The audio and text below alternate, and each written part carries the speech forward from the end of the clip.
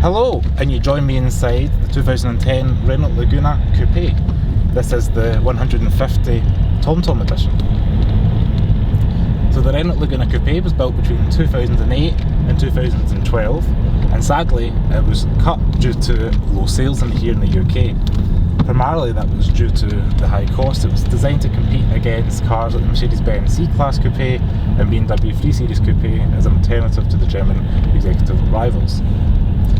This car, when new, was just over £26,000. Today's model is featured in glacier white metallic paint. The interior of the Renault Laguna Coupe, nice blend of quality materials, soft squishy dashboard, technology inside. The sat-nav's provided by TomTom, so by today's standards a little bit dated looking, but at least you've got it and it's built in and integrated into the dash. Climate controls, easy to reach and work out, little toggles up here.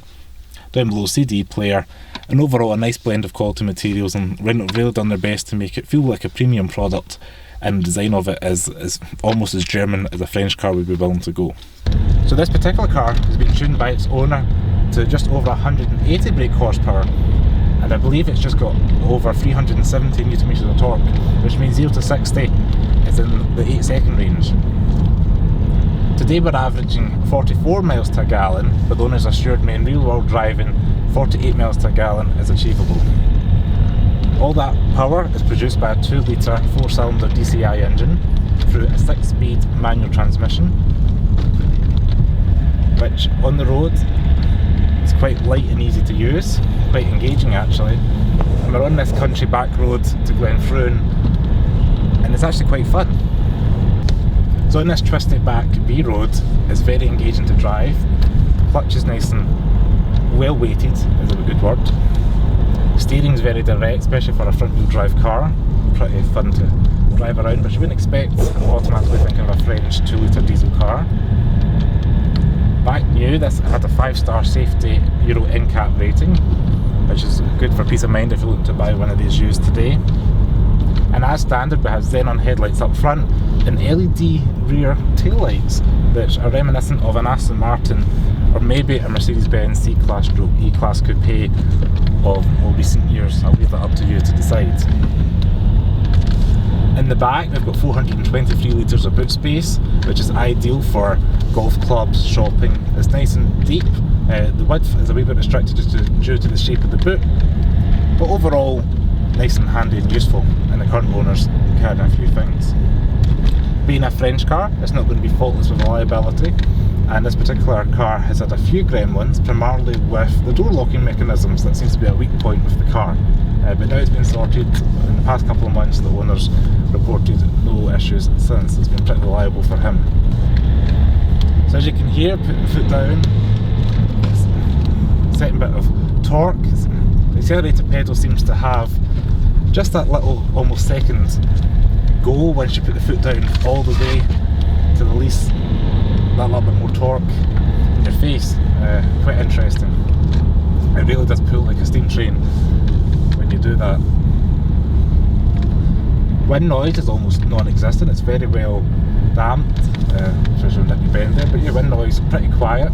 Not hearing anything from the Wing Brothers or any round pillarless doors, nothing like that, especially a French car that's 10 or 11 years old now. Pretty comfortable and pretty smooth, which is a testament to the build quality of the Laguna Coupe. Suspension is nice and comfortable. We're riding on 18-inch alloy wheels today, and it's pretty absorbent on the road. Being another B road, it's not the smoothest, but it's definitely absorbing the road pretty well. And if you get over that diesel clatter, that's the only thing impeding today, but we do have the fan off and the radio off, so that's probably why we're hearing a little bit of that. So this car produces 155 grams per kilometre of CO2, which puts into the VED or tax bracket of £195 per year to road tax, which interestingly was the same as the John Cooper Works that the owner had previously. So that's just something to bear in mind. You're not going to be getting a £20 runabout road tax with this car. So in conclusion, if you buy the Renault Laguna Coupe, you're going to be pleasantly surprised with it, as long as you can keep some money aside for a couple of electrical cleanlings and maybe some liability things. Just with any used car, you've maybe got £1,000 just in your pocket just for bits and bobs. You're going to be rewarded with a stylish, good looking car. Because it was only made for 4 years, pretty rare sight here in the UK. And there is a dedicated owners forum on Facebook as well. So if you've got any questions, tips and buying advice, make sure you join that if you're looking at one of these. So I just want to say thanks very much for watching this video on the Renault Laguna Coupe 150 TomTom edition. If you've got any questions, comment below. Check me out on Cars of Glasgow on Instagram, Facebook and Twitter. All the information I'll leave below. A special thanks again to the owner Liam for letting me film his car today. See you later. Ciao.